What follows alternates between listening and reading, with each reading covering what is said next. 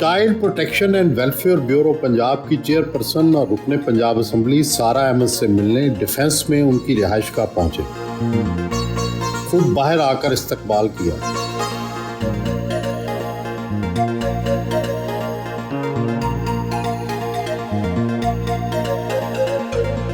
कहाँ कनालों पर मुश्तमिल ये सरसब्ज़ो लशपश घर और उसकी अमीरजादी मालका, और कहाँ गरीब और लावारिस बच्चों के अदारे की सरबराही। आपको ये ख्याल कैसे आ गया? सुहेल साहब, बेसिकली सोचा तो नहीं था कि मैं ये काम करूँगी इवेंचुअली, लेकिन फिर बाद में जैसे काम स्टार्ट किया तो मुझे लगा कि I am made for this. मतलब मैं मेरी ज़िंदगी का मकसद ही यही है। और बिल्कुल आप सही कह रहे हैं कि मेरी दोस्तें डिफरेंट सब ज़्यादा हाउसवाइफ्स और पूरे दिन घूमना एंड किटी पार्टीज़ हो रही होती हैं, सब कुछ हो रहा होता है, they living a very easy comfortable life. लेकिन फॉर सम रीज़न मुझे वो ज़िंदगी अट्रैक्ट नहीं की, कभी नहीं की।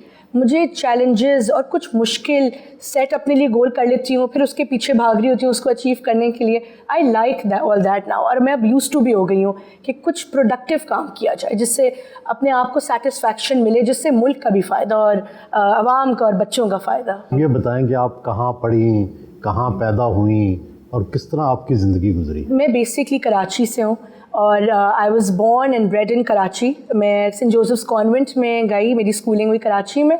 उसके बाद इंस्टीट्यूट ऑफ बिज़नेस मैनेजमेंट, उसको CBM भी कहते हैं, वहाँ से मैंने अपना बैचलर्स और मास्टर्स किया इन बिज़नेस एडमिनिस्ट्रेशन। तो प्लान तो था बिज़नेस करने का, but eventually I landed here. तो उसके बाद मैंने अपना MBA किया, फिर मैंने UK से एक इंटीरियर डिज़ाइनिंग का कोर्स भी किया, एक डिप्लोमा। उसके बाद मैंने डिफरेंट मल्टीनेशनल्स में जॉब्स की।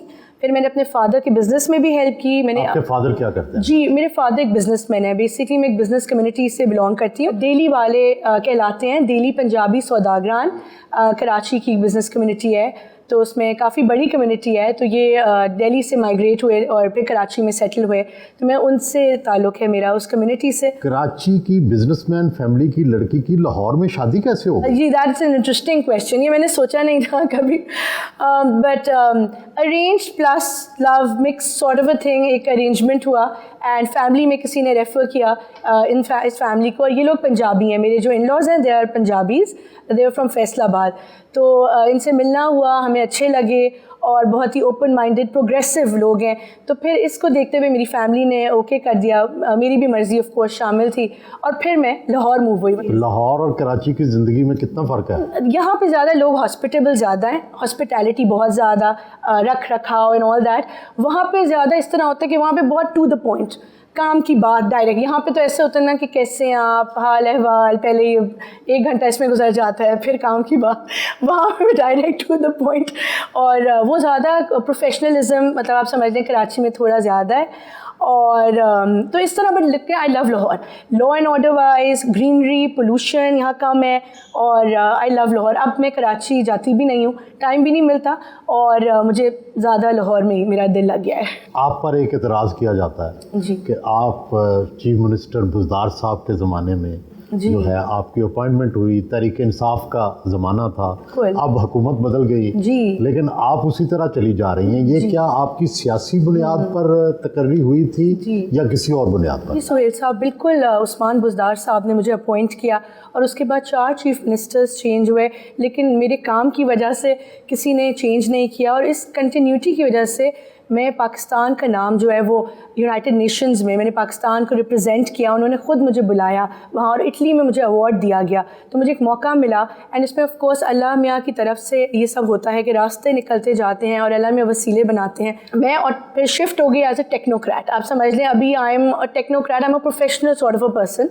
मैं IPP से मुंसलिक हूँ, लेकिन मेरा जो मकसद है ना वो सिर्फ चाइल्ड राइट्स पे काम करना है। IPP तो एक सियासी पार्टी है ना? जी बिल्कुल है, लेकिन आई नीडेड सियासी party to get my work done, क्योंकि पहले मैं हर्डल्स का मुझे सामना होता था जब मैं खुद MPA नहीं थी, मैं असेंबली में नहीं थी। आप पंजाब असम्बली की रुकन भी हैं औरतों के बारे में और बच्चों के बारे में जो कानून साजी हो रही है, क्या आप उससे मुतमिन हैं? जी बिल्कुल। जो सुहेल साहब, मैंने अपना फोकस रखा हुआ है बच्चों के हवाले से कानून साजी पे। मैं अभी तक 4 रेजोल्यूशंस प्रेजेंट कर चुकी हूँ। एक उनमें से थी कि कॉर्पोरल पनिशमेंट बैन होनी चाहिए, एक है कि रूल्स बनने चाहिए इदारों के जो बच्चों के मामला देखते हैं, क्योंकि अभी तक रूल्स ही नहीं बने हुए। हम रेजोल्यूशन सबमिट करने लगे हैं पंजाब असेंबली में, हुए कि जो virtual women station, virtual women police station chief minister Punjab Maryam Nawaz साहिबा ने औरतों के लिए बनाया है, उसको मैंने विजिट किया and I am really impressed by that facility.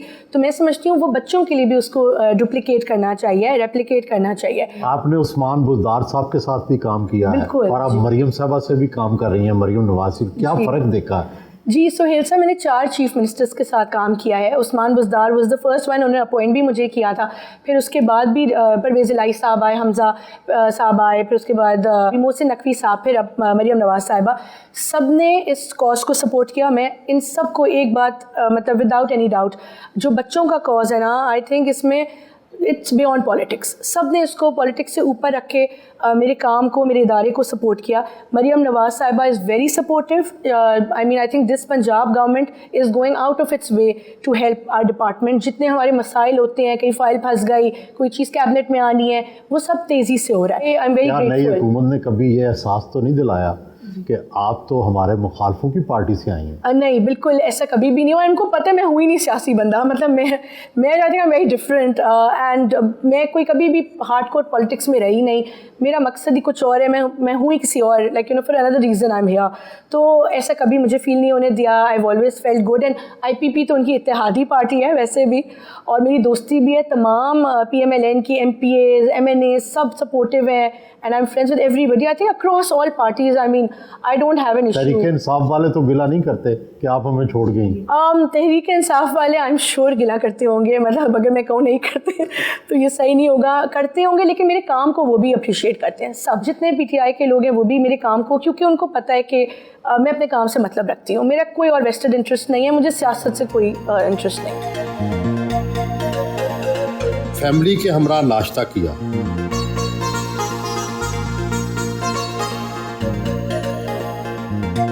Lahore और कराची की शादी कैसे हो गई? जी बस जी, ये इत्तेफाक ही हुआ कि एज सच मैं भी इनसे मिलने से पहले I had never been to Karachi before. अच्छा, कराची गई नहीं थी? मैं कभी गया ही नहीं था। तो उसके बाद जो है बस ये फैमिली के थ्रू ही इत्तेफाक से जो है इनसे शादी होगी and I consider myself to be so lucky that I was blessed with such a wonderful wife. और अब 10-11 साल हो गए हैं and she is an all rounder. लेकिन ये फिर घर पे तो टाइम नहीं देती होंगी? नहीं, घर पे भी टाइम देती हैं। यही इनकी एक ख़ास बात है that she is able to manage her work, her children and house all together at the same time. That's why I call her an all rounder. लड़ाई किन बातों पर होती है? शुरू में obviously all marriages have issues at the beginning, but it's been so long कि अब तो मैं कहूँगा कि बिल्कुल लड़ाई होती नहीं है। पहले किन बातों पे होती है? पहले तो जी देखें, लाहौर में उनको सेटल करना थोड़ा उनके लिए मुश्किल होता था, तो कभी कभी she may lose her temper, but as such जो है शी सेटल्ड वेल नाउ। तो अब तो बिल्कुल उस तरह कोई मसला नहीं। She is very hardworking. She works for the children in the bureau, and she's very sweet, and she cares a lot about me, and she's saved thousands of children from street begging, and she's the best mother in the entire world. I love her so much. Oh, good. And you have any complaints about her? She doesn't give me a training paddle tennis sometimes. Yeah, and then also she's a little bit strict, like the whole time. But she's also, one thing I don't like is that she's strict with her servants also. Oh. Very. Strict with her servants. Yeah, maybe like obviously she has to. She has to. You know, we care that she has to do it. Otherwise, nobody will work. Yeah. कैसी बहू है? और आपको सास को तो अक्सर शिकायत ही होती है बहू से, आपको क्या शिकायत है? नहीं, मुझे वाकई कोई शिकायत नहीं है। She is a very pleasant person. आप देख रहे हैं, हंसता मुस्कुराता चेहरा होता है, तो देख के इंसान वैसे ही खुश हो जाता है। और मेरा ख्याल है मैं भी कोई ऐसी वो वाली सास कन्वेंशनल नहीं हूँ, और मैं बहुत अप्रिशिएट करती हूँ जो ये काम कर रही हैं, rather than expecting her to be laying the table all the time और working around the house. I am very happy that she goes out there to do something which is of substance, और मुझे तो बहुत फ़ख्र है जो भी ये काम कर रही हैं उस पर। आपने इन्हें पसंद किया था किस चीज़ पे? इनकी शक्लो सूरत से, इनके मिजाज से क्या चीज़ पसंद करके शादी ये वो के लिए हाँ की थी? हमारे कुछ अजीज़ हैं जो इनकी भी रिश्तेदारी थी, तो उन्होंने मिलवाया। तो शक्ल सूरत भी माशाल्लाह अच्छी थी, पर्सनालिटी प्लेजेंट थी, फैमिली बहुत अच्छी है, तो शी इज़ एजुकेटेड। और उमैर का ये भी था कि कोई बहुत करीबी से नहीं, जो इर्द गिर्द का सर्कल था उसमें वो नहीं शादी करना चाहता था। इनका ये काम कैसा लगता है घर के अंदर? ज़ाहिर है फिर वक्त तो थोड़ा कम देती होंगी। नहीं, ये घर को भी पूरा वक्त देती हैं और अपने काम को भी बहुत डेडिकेशन के साथ करती हैं। और मैं इनके साथ एक दो दफ़ा गया भी हूँ और जाके वहाँ देखा है इदारे में, तो बहुत अच्छी तरह से मैनेज कर रही हैं उसको, और काफ़ी साल से हैं। और एक तरह से जो डोमिनेंट ही था और उसको सारे को चलाया है और एक्सपैंड भी किया है और शहरों में भी खोले हैं। इन्होंने बहुत ज़्यादा काम किया है उसके ऊपर। इनकी ज़ाती खूबी क्या है और खामी क्या है? कभी कभी इनको गुस्सा आता है, मैं पहले खामी बता देता हूँ तो फिर इनसे परे परे दूर ही रहना पड़ता है। लेकिन इनकी तबीयत वैसे बहुत अच्छी है और प्लेजेंट हैं और सबके साथ बड़ी अच्छी तरह से मिलती हैं और करती हैं, और हम लोगों का भी बहुत ख्याल रखती हैं। तो ऐसी कोई बात नहीं है जो आप पूछ रहे हैं।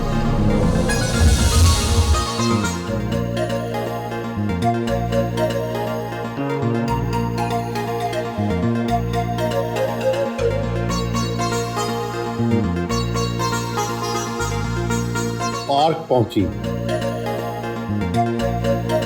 बेटे आजम के हमरा वॉक की।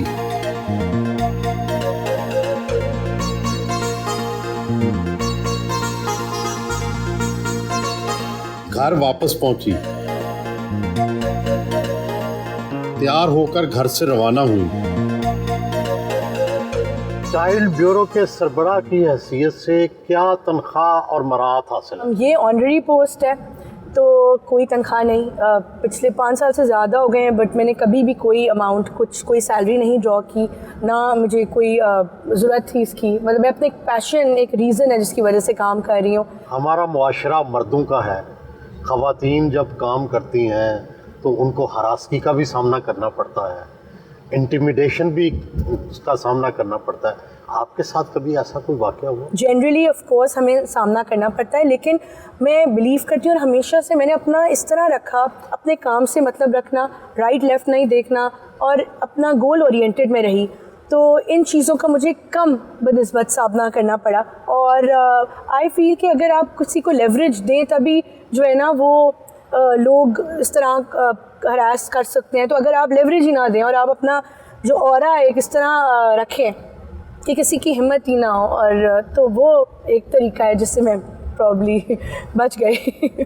तो आप अपनी बातचीत में ही डरा देती हैं? मैं किसी को आई थिंक मौका ही नहीं देती मुझसे कोई फजूल बात करने का। ज़िंदगी का सबसे मुश्किल मरहला कब आया और सबसे ज़्यादा खुशी का मौका कब आया? ज़िंदगी का सबसे मुश्किल मरहला तब आया जब एक टाइम पे मेरे ख़िलाफ़ कुछ चीज़ें होनी शुरू हो गई। कोई कोर्ट जा रहा है, मीडिया कैंपेन शुरू हो गई, लेग पुलिंग शुरू हो गई। तो मैंने सोचा कि मैं इतनी दिल से मेहनत कर रही हूँ for this cause and I am so involved, and ये मेरे अगेंस्ट लोग क्यों कर रहे हैं? मतलब मुझे समझ नहीं आया कि व्हाई इज़ इट हैपनिंग। वो एक टाइम था कि वो मैं डिसहार्टन भी होती रही, और खुशी इस एट द सेम टाइम खुशी का मरहला तब आया कि मैं बिलीव करती हूँ कि जब अल्लाह मैंने किसी से काम लेना होता है ना तो वो ले लेता है। तो हुआ ये कि हमेशा ऐसी कोई चीज़ हुई, मुझे इटली में एक हार्वर्ड यूनिवर्सिटी के ग्रुप की कॉल आ गई, ईमेल आ गया, एंड उन्होंने मुझे अवार्ड देने के लिए बुलाया as a hero for who is working for child sexual abuse. तो मेरे लिए एकदम से मेरी ज़िंदगी में it was like a positive, कि वो मैं डाउन हो रही थी और एकदम से मैंने कहा oh my god wow, I mean I am being recognised. तो और इसी तरह उसके बाद भी जो हुकूमत ने तमगा इम्तियाज़ दिया, फिर US एम्बेसडर ने अवार्ड दिया मुझे वहाँ पे अपने रेजिडेंस में, हमें इस्लामाबाद में। तो US स्टेट गवर्नमेंट का आपको रिकग्नाइज़ करना वो भी बड़ी बात है। और कोई बगैर सिफारिश, आई थिंक ऐसी जगहों पे कोई सिफारिश नहीं लगती, कुछ नहीं।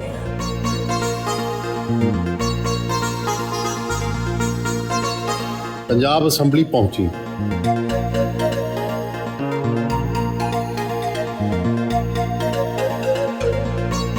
सेक्रेटरी पंजाब असम्बली चौधरी आमिर हबीब से उनके दफ्तर में मुलाकात की। ये ना ये रेजोल्यूशन है आमिर साहब, I tell you the background इसका। ये बेसिकली मैंने ना virtual women police station visit किया था सेफ सिटी अथॉरिटी में, तो वो एहसन यूनुस से वहाँ के ना MD एंड DIG जो है अभी, तो उन्होंने ब्रीफिंग। सेक्रेटरी पंजाब असम्बली को चाइल्ड प्रोटेक्शन के हवाले से करारदाद पेश की, जो मैडम CM का ये इनिशिएटिव था विमेन पुलिस स्टेशन। तो मैं ये चाह रही हूँ और ये रिक्वेस्ट कर रही हूँ कि इसको रेप्लिकेट किया जाए फॉर चिल्ड्रन ऑल्सो, और इस पर एहसन यूनुस साहब से पूरा डिस्कशन हुआ and police is ready. IG साहब से भी मीटिंग हुई थी लास्ट वीक, वो कह रहे हैं हम आराम से ये कर सकते हैं।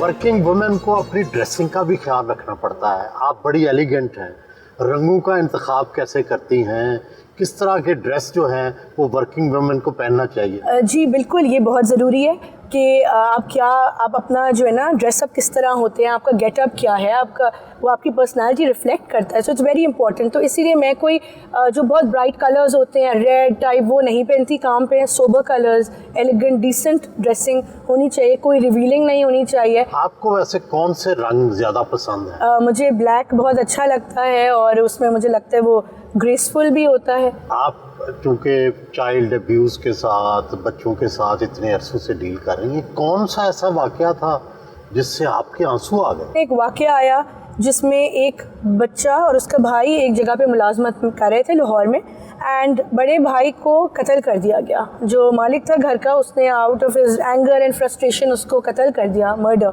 और छोटे भाई को भी बहुत मारा, लेकिन लकीली हमारी टीम पहुंच गई और हमने पुलिस के साथ मिलकर उस बच्चे को बचा लिया। वो बच्चा ब्यूरो में रह रहा है, उसका नाम रिजवान है, वो 7 इयर्स का है। जब भी मैं गुजरती हूँ, आप यकीन करेंगे, मैं जब उसके पास से गुजरती हूँ, स्कूल में, ब्यूरो का अपना स्कूल है या हॉस्टल में, वो मुझे कहता है मामा मैं आपका कभी एहसान नहीं भूल सकता। आप सोचो वो 7 साल का बच्चा, जब वो उसने ये पहली दफ़ा कहा तो मैं बहुत इमोशनल हुई and it really touched my heart. Qila Gujjar Singh police line पहुंची, SP हेडक्वार्टर के साथ चाइल्ड प्रोटेक्शन ब्यूरो और लाहौर पुलिस के तावन के हवाले से मीटिंग की। पुलिस को पता ही नहीं था हमारे कानून का, जब हमारे बंदे FIR कराने जाते थे बड़ी प्रॉब्लम्स होती थी, लेकिन बहुत रिफॉर्म्स आए, हमने बड़ी पॉजिटिव इम्प्रूवमेंट्स देखी हैं।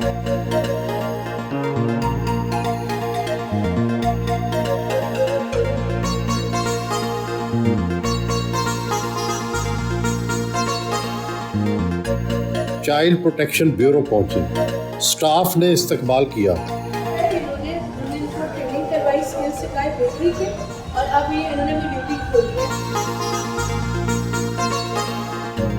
अपने दफ्तर में आई।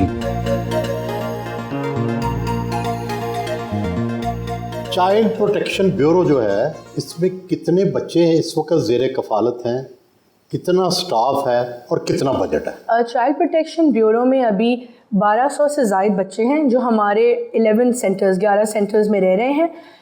लेकिन ये बच्चे जो हैं ये वो हैं जो परमानेंट हैं। इसके अलावा एक साल में हम 10,000 से ज़ायद बच्चों को लाते हैं, रेस्क्यू करके अपने पास लाते हैं, उनको रिहेबिलिटेट करते हैं, जो गुमशुदा होते हैं उनको वालिदैन से मिलवाते हैं। और आपने पूछा कि कितना स्टाफ है, तो अभी हमारे पास 500 एम्प्लॉइज़ हैं। कितने आपके सेंटर्स हैं लाहौर के अलावा? एक्सक्लूडिंग लाहौर 10 सेंटर्स, और अभी हम 3 नए सेंटर्स खोलने वाले हैं, और वो भी हम गवर्नमेंट की विदाउट गवर्नमेंट फंडिंग खोल रहे हैं। यूनिसेफ की हेल्प से हम 3 नए सेंटर्स अब हाफजाबाद में, DG खान और Sargodha, we are going to inaugurate it with. कितना बजट है आपका सालाना? बजट जो बच्चों के लिए मिलता है वो है कोई अराउंड 30 करोड़। और एडमिनिस्ट्रेटिव जो सैलरीज वाला और सब मिला के होता है तकरीबन आई थिंक 75। जी, दैट्स द फिगर। जो सैलरी, ज़्यादातर जो बजट है वो सैलरीज में चला जाता है, तो जो बच्चों के लिए होता है वो इतनी काफ़ी नहीं है अमाउंट। तो मैं क्या कर रही हूँ कि मैंने प्राइवेट फिलैंथ्रोपिस्ट को, डोनर्स को, इंडस्ट्रियलिस्ट को इन्वॉल्व किया, जो कि पहले नहीं हो रहा था। मैंने उनको इन्वॉल्व किया है, उनकी क्रेडिबिलिटी डेवलप करवाई। और अब जो हमें शॉर्टेज थी, जैसे चाइल्ड अटेंडेंस, जैसे बच्चों के लिए कोई स्पोर्ट्स टीचर नहीं थी कभी यहाँ पे, कोई म्यूज़िक क्लासेस नहीं हो रही थी, कुरान क्लासेस, सब कुछ जो है, और एम्पावरमेंट जो है सब, और आईटी लैब्स, कंप्यूटर लैब्स हैं तमाम सेंटर्स में। तो आप जो सोचें कि एक state of the art facility बना दिया है और एक गवर्नमेंट इंस्टीट्यूट में, और ये सब हुआ है ये मुखैर हजरात की बदौलत। कितनी फंडिंग आप मुखैर हजरात से ले चुकी? मुझे एग्जैक्ट फिगर नहीं पता, लेकिन हमारा एक रूल है कि हम इन कैश नहीं लेते, हम इन काइंड लेते हैं, जो भी लेते हैं। और इवन इफ अगर चाइल्ड अटेंडेंट कोई रखवाएगा तो उसको डायरेक्ट सैलरी उनके अकाउंट में देगा, और मॉनिटर भी कर सकते हैं आके, वो फॉलो अप भी करते हैं कि आके उनकी चीज़ कहाँ यूज़ हो रही है। अभी जो हमने कसूर इनॉग्रेट किया है last month speaker Punjab assembly के साथ, कसूर सेंटर, वो पूरा जो है उसको स्पॉन्सर किया एक डोनर ने, जो अपना नाम नहीं है बताना चाहते, बट उसके जो स्टाफ के वहाँ पे सैलरीज हैं वो दे रहे हैं। अभी एक मामला बहुत ज़ेरे गर्दिश है कि ये जो अडॉप्शंस होती हैं बच्चों की जी, तो उस मामले में अमेरिकन गवर्नमेंट ने एक्शन लिया, कुछ कराची में कुछ लोगों की गिरफ्तारियां भी हुई। आप भी अडॉप्शन करते हैं, कोई लॉज है नहीं, तो फिर किस तरह से करते हैं? जी देखिए, पाकिस्तान के कॉन्स्टिट्यूशन में तो अडॉप्शन इलीगल है। हम करवाते हैं टेम्प्रेरी कस्टडी, उसको कहते हैं टेम्प्रेरी कस्टडी, और वो होती है गार्डियन कोर्ट से। तो हमारा अपना चाइल्ड प्रोटेक्शन कोर्ट है जो ये फैसिलिटेट करते हैं। We don't call it adoptions, we call it temporary custodies. तो मेरे सामने अभी तक 150 बच्चे जो है हमें अबैंडन, कचरे के ढेर से कोई बच्चा मिला है, कोई हॉस्पिटल से इलेजिटिमेट बच्चे भी मिलते हैं, कोई लोग बच्चों को सड़कों पे हमारे ब्यूरो के बाहर गेट के छोड़ जाते हैं सड़क पे, तो उनको हम अच्छी फैमिलीज़ में अडॉप्ट करवाते हैं। और कोई बच्चे हमारे यूके अडॉप्ट हुए हैं, कोई पाकिस्तान में हुए हैं, कोई यूएस में हुए हैं। एंड अब मैं उनको देखती हूँ कि वो बच्चा, एक ऐसा केस आया जो बच्चा कचरे के ढेर से मिला हमें पिंडी से। अब वो बच्चा एक फैमिली के बाद लंदन में रह रहा है, बेहतरीन स्कूल जा रहा है, उसके पास Canadian nationality, British nationality, Pakistani तो थी ही। तो आप सोचें कि ये अल्लाह मियाँ के काम होते हैं कि जिसका ये बैकग्राउंड था और अब उसका क्या फ्यूचर और क्या किस तरह रह रहा है। तो किस तरह से आप जज करते हैं जो मुतबन्ना बनना चाहते हैं, जो अडॉप्ट करना चाहते हैं, तो उनको किस तरह से जज करते हैं कि ये बच्चे को अच्छा रखेंगे या मुलाजम तो नहीं बना लेंगे या उसको मिसयूज़ तो नहीं करेंगे? बिल्कुल, देखिए हमारी एक प्रॉपर सोशो इकोनॉमिक रिपोर्ट बनती है। पहले कोई जज कोर्ट में अप्लाई करता है अडॉप्शन के लिए, कोर्ट हमें लिखता है, उसकी एक फ़ाइल बनती है, हमारी टीम, हमारे चाइल्ड प्रोटेक्शन ऑफिसर्स घर जाते हैं, वो देखते हैं उनका एजुकेशनल बैकग्राउंड, उनका फैमिली बैकग्राउंड, उनका सब कुछ, उनका ये फाइनेंशियल स्टेटस, सब कुछ देखा जाता है कि वो बच्चे को रख भी सकेंगे, बढ़ा सकेंगे या नहीं। सब कुछ देखने के बाद हम अपनी रिपोर्ट सबमिट करते हैं कोर्ट में, जज साहब इंटरव्यू करते हैं और वो फैसला करते हैं। ज़्यादातर लोग जो हैं मेल चाइल्ड पसंद करते हैं, उनको अडॉप्ट करना चाहते हैं, या फीमेल चाइल्ड? अच्छा, सरप्राइजिंगली अब लोग फीमेल्स के लिए भी आ रहे हैं। 50% है रेशियो। आई वुड नॉट से कि ज़्यादातर लोगों को मेल चाइल्ड चाहिए। मैंने काफ़ी कपल्स को देखा है जो मेरे पास आई हैं, काफ़ी समझे मैं उनको जानती भी हूँ, ऐसी लड़कियों को जिनके पास औलाद नहीं, और वो आके कपल्स कहते हैं कि हमें कोई फ़र्क नहीं पड़ता जेंडर से। एंड कुछ तो डिमांड ही गर्ल्स की करते हैं, ताकि क्योंकि वो कहते हैं, मैं उनसे पूछती हूँ कि why do want a girl child, तो वो कहते हैं कि when we grow up at least वो हमारा ख्याल तो रखेगी। वो प्रॉब्लली लड़कों से नहीं उम्मीद करते।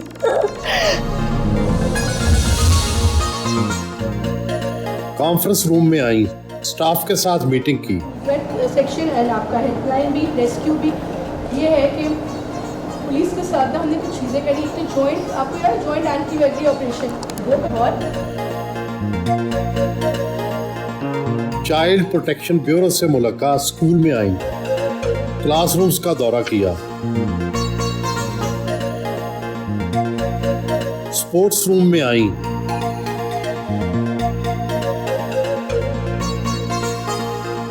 बच्चों के साथ कैरम बोर्ड खेला,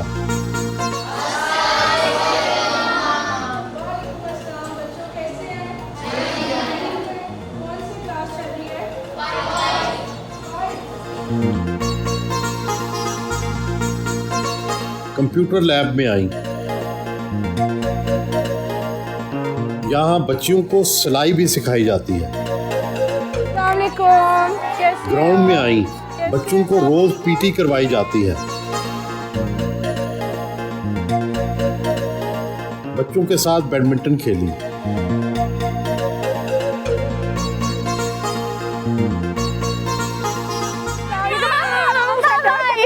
तमाम बच्चे उन्हें मामा कहकर पुकारते हैं। हॉस्टल में आई, बच्चों ने इस्तकबाल किया, कार्ड दिए, नर्सरी में नौमौलूद बच्चों को रखा जाता है।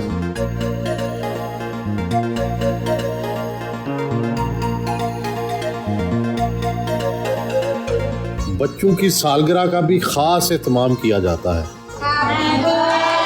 बच्ची की सालगिरह का केक काटा। Mom, trust me, you're beautiful from inside and outside, Mom. And as you know, it's my biggest dream to become IG police when I grow up, and I want you to help me. यहाँ बच्चों की अच्छी तालीम और तरबियत तो हो रही है। 18 साल के बाद इनका क्या बनेगा? एग्ज़िट पॉलिसी क्या है? जी मुझसे पहले कोई एग्ज़िट पॉलिसी नहीं थी, लेकिन हमने बोर्ड ऑफ गवर्नेंस के साथ एक एग्ज़िट पॉलिसी बनाई है प्रॉपर, और वो ये है कि हम इनको इसीलिए ये एम्पावरमेंट और ये स्किल्स सिखा रहे हैं। हम इनको जॉब्स भी दिला देते हैं। जो बच्चे कंटिन्यू नहीं करना चाहते पढ़ाई, हम उनको जॉब्स दिला के उनको सेल्फ सफिशिएंट करके फिर जो है वो उनको एग्ज़िट कर रहे हैं यहाँ ब्यूरो से, कोर्ट के थ्रू ऑफ कोर्स, क्योंकि ये लीगल कस्टडी में, ताकि वो इतने सेल्फ सफिशिएंट हो जाएंगे, वो अपना काम भी करें साथ साथ और अपना घर, वो अपना रेंट मैनेज कर सके। बच्चों के साथ दोपहर का खाना खाया।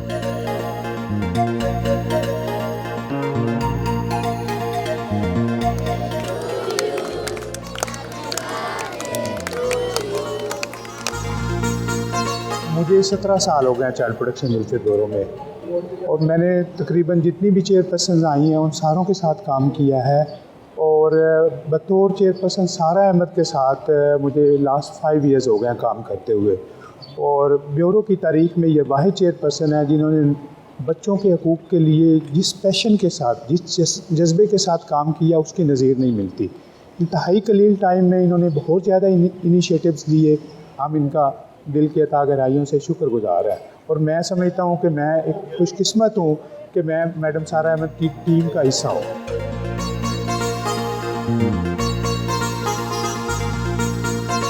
रेस्क्यू ऑपरेशन के लिए शेरपाव ब्रिज के नीचे आबाद झोंपड़ियों में मुकीम बच्चों के वालिदैन से मुलाकात की।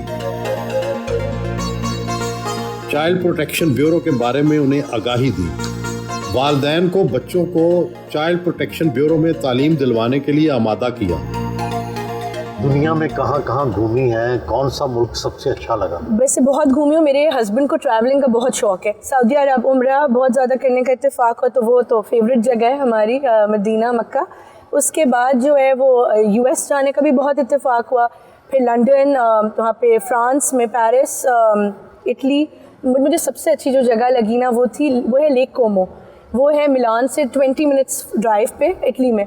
It's beautiful, it's a really nice place and I loved it. ये फरमाएं कि आप कितनी अमीर हैं, कितनी गाड़ियां हैं आपके पास? ये मुझे नहीं पता है मैं कितनी अमीर हूँ बेसिकली, लेकिन कंफर्टेबल एक लाइफस्टाइल ज़िंदगी गुजारी है हमेशा, अल्लाह का शुक्र, और अभी भी वही है। हीरे की अंगूठियाँ, हीरे की चूड़ी, कीमती घड़ी, तो ये सारा कुछ भी ज़ाहिर है आपके शौक़ हैं और आप अफोर्ड भी कर सकती हैं। तो कभी वहाँ बच्चे देख के इनको तजस्सुस होता है कि ये कितने की है? बिल्कुल आप सही कह रहे हैं। कुछ तो of course as a female शौक तो हर एक के होते हैं, तो वो थोड़ा बहुत कर लेते हैं उसको यूटिलाइज भी। एंड बच्चे बिल्कुल जब आप वो देखते हैं, उन सब में मैं कोशिश करती हूँ ये चीज़ें वहाँ पे नहीं यूज़ करूँ, वहाँ उनके सामने नहीं पहनूँ। आपका ज़ाती खर्चा कितना हो जाता है? क्या सब कुछ खावन से लेती हैं? खावन से नहीं, मैं अपना कोशिश करती हूँ कि खुद ही कर लूँ। जी, क्योंकि मैं एक MPA भी हूँ ऑफ कोर्स, तो मेरा इतना कोई वो नहीं होता कि उस मेरी सैलरी से ना पूरा हो। एंड बाकी तो ऑफ कोर्स जो एक्सपेंसेस एंड ऑल वो तो खावंद बेयर कर रहे होते हैं, जो स्टाफ एंड घर के चीज़ें हैं, ऑफ कोर्स उनकी जिम्मेदारी भी है और वो करते हैं आराम से, खुशी खुशी। मकामी माल पहुंची।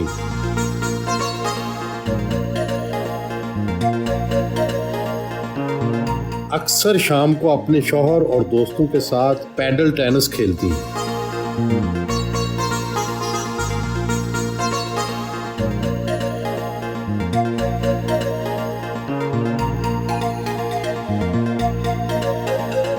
चाइल्ड ब्यूरो में काम करने का तजर्बा 5 साल से ऊपर हो गया। हुकूमत पाकिस्तान क्या करे कि भिखारी ख़त्म हो जाएं, बच्चों के साथ ज़्यादतियाँ ख़त्म हो जाएं और मुशक्क़त का जो सिलसिला है वो ख़त्म हो जाए। हुकूमत पाकिस्तान में अनफॉर्चुनेटली जो अभी हमें इकोनॉमिक जो हमारी सिचुएशन है और जो पावर्टी का लेवल है और जो अनएम्प्लॉयमेंट है, बेसिक जो इसके ड्राइविंग फैक्टर्स हैं इन सब चीज़ों के पीछे, वो ये है अनएम्प्लॉयमेंट, बेरोज़गारी, पावर्टी, गुर्बत, जिसकी वजह से लोग मजबूरी में भी अपने बच्चों को जो है वो इन कामों पे लगाते हैं।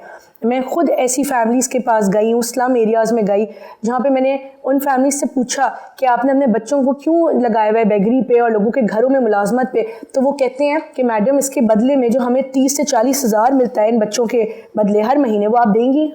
तो उसके बाद मैं क्या आपको जवाब दूँ? गवर्नमेंट इस अभी हमारी सिचुएशन नहीं है कि हम उनकी फैमिलीज़ को भी सपोर्ट करें। आइडियली देखें, होना ये चाहिए सुहेल साहब के इन बच्चों को हम शेल्टर दें, एजुकेशन दें सब, और साथ साथ गवर्नमेंट इनकी फैमिलीज़ को रिहेबिलिटेशन और इनको सपोर्ट करे। लेकिन अभी हमारे फाइनेंशियल हालात इतने नहीं है कि हम उस तरह कर सकें। लेकिन साथ साथ ये एक पेशावर, जिस तरह एक प्रोफेशनल भी तरीके से लोग ये बेगरी कर रहे होते हैं और घरों में जिस तरह मुलाजमत पे रखा हुआ है बिजनेस। बेकारियों का कोई ऐसा नेटवर्क पकड़ा? जी, हमने अभी तक 2 से 3 गैंग्स बस्ट किए हैं, उनको गिरफ्तार करवाया, जिसके बाद मुझे पर्सनली भी थ्रेट कॉल्स आई, मेरी टीम पे अटैक्स हुए हैं, हमारी गाड़ियां तोड़ देते हैं, हमारी टीम को इंजर कर देते हैं, क्योंकि ये बड़े स्ट्रॉन्ग है। आपको पता है, जब हम सुहेल साहब, जब हम बेगर्स को अरेस्ट करते हैं, बेगर्स को रेस्क्यू करते हैं, चाइल्ड बेगर्स, और उनकी फैमिलीज़ को फिर उनके वालिद को गिरफ्तार करवाते हैं, FIR करवाते हैं, क्योंकि हमारे कानून के तहत वो एक जुर्म है। उसके बाद ये लोग महंगे लॉयर्स जो है हायर करते हैं और हमारे ब्यूरो के खिलाफ हाई कोर्ट में जाके केस करते हैं। तो ये दे वेरी रिच, कौन लोग होते हैं? बेसिकली फैमिलीज हैं, और ये इतने अमीर हैं कि ये इतने एक्सपेंसिव लॉयर्स अफोर्ड कर सकते हैं, और इनका एक प्रोफेशन इन्होंने बना लिया है। इन्होंने एक प्रोफेशन बना लिया कि अपने बच्चों को जो है भीख पे लगाना है, जिससे इनको महीने के 50-60 हज़ार रुपये मिलते हैं। क्योंकि जब एक बच्चा हम रेस्क्यू करते हैं, हमारी टीम कोर्ट के पास आते हैं, तो हर बच्चे के पास से एक दिन के 2,000 से 2,500 पैसे होते हैं जो कोर्ट के पास, मतलब वो उनको रिट्रीव करते हैं। तो ये आप सोच सकते हैं कि it's a very profitable business. और इसके लिए एक तो हुकूमत को चाहिए अपने कवानीन पे एक इम्प्लीमेंटेशन की ज़रूरत है। We have very nice laws but implementation is not there, तो we need to work on that, ताकि डेटरेंस क्रिएट हो। ऑल्सो मैं आवाम को रिक्वेस्ट करना चाहती हूँ, शहरियों को, कि अगर आपको सिंपैथी आए ऐसे बच्चों के साथ जो भीख मांगते हैं, उनको पैसे ना दें, इंस्टेड या तो उनका स्कूल में कोई एडमिशन, या हमारे पास हैं, हम ब्यूरो में उनकी तालीम, तरबियत, हर चीज़ की जिम्मेदारी लेते हैं till they attain the age of 18। हमारा समाजी मसला भी है, हम अपने घरों में, पाकिस्तान के घरों में कम उम्र मुलाजम और मुलाजमाएँ रखते हैं, दुकानों पर उन्हें नौकरियाँ देते हैं, कम तनख्वाहें देते हैं, तो इसका तदारुक कैसे होगा? हल तो ये है कि इस पर एक्शन लिया जाए, क्योंकि ये एक जुर्म है। 15 साल से कम उम्र बच्चे को मुलाजमत पे रखना है, कानूनी जुर्म है according to Punjab domestic workers act. अगर हम सिर्फ पंजाब की भी बात करें तो इस पर लेकिन एक्शन नहीं होता हुआ नज़र आता, और अगर होता भी है, सजाएं, कन्विक्शन रेट इतना लो है, 1% कन्विक्शन रेट है। जो मेरे केसेस जिनमें हमने इंटरव्यू किया उनमें सजाएं 1% लोगों को मिली हैं। कई दफ़ा ये देखकर बड़ा अफसोस होता है कि सारी फैमिली किसी आला रेस्टोरेंट में खाना खा रही है और एक मुलाजमा दूर कुर्सी पर बैठी उन्हें देख रही है, उससे साथ बिठाकर खाना भी नहीं खिलाया जाता। बिल्कुल बिल्कुल। तो इसका हल यही है कि एक तो इस पर एक्शन, अकाउंटेबिलिटी हो, और एक मीडिया के थ्रू, और मीडिया इसमें बड़ा अहम किरदार भी अदा कर रहा है। हमें 90% अपने जो केसेस हमारे रिपोर्ट होते हैं वो मीडिया के थ्रू होते हैं, जिन पे हम फिर एक्शन लेते हैं। तो एक तो ये कि अवेयरनेस रेजिंग करें, लोगों को बताएं कि ये गलत है, this should just stay away from this. तो एक अवेयरनेस रेजिंग हो गई, एक अकाउंटेबिलिटी, इससे जो है इसका आई थिंक हल निकल सकता है। पहले पाकिस्तान पर इल्ज़ाम लगता था कि यहाँ कालीनों की बुनाई में चाइल्ड लेबर का इस्तेमाल होता है, क्या ये इल्ज़ाम अब ख़त्म हो गया? आई थिंक इस पर काफ़ी काबू पा लिया गया है, अब हम नहीं सुनते ये सब। इनफैक्ट ब्यूरो में बहुत पहले केस आया था कैमल जॉकीज़ का, बच्चों को यहाँ से स्मगल करके UAE बेच के, जिस तरह हमने कालीन का एक एग्जांपल दी, तो एक कैमल जॉकीज़ में एक बड़ा एक बच्चों के लिए बहुत ही खौफनाक एक गेम में बच्चों को यूज़ किया जाता था और उनकी जान भी चली जाती थी उसमें। ये सब अब रुक गया है। अपने समाजी रुतबे से हटकर एक मुख्तलिफ काम कर रही हैं, जो मुश्किल भी है, लेकिन आपके मशागल भी होंगे। अपना दिल बहलाने के लिए मौसीकी सुनती हैं, कोई और आपकी हॉबीज़ हैं? जी बिल्कुल, पहले बहुत सारी हॉबीज़ थी और अब टाइम बहुत कम होता है, क्योंकि अब MPA प्लस जो ब्यूरो का काम, डबल रिस्पॉन्सिबिलिटी आ गई है, तो टाइम कम होता है। लेकिन अपने आप को स्ट्रेस फ्री करने के लिए मैं म्यूज़िक सुनती हूँ, और मिक्स्ड, मतलब पाकिस्तानी हमारे जो बहुत अच्छा टैलेंट है यहाँ पे, वो भी, इंग्लिश सॉन्ग्स पुराने 90s के, वो भी मुझे पसंद है।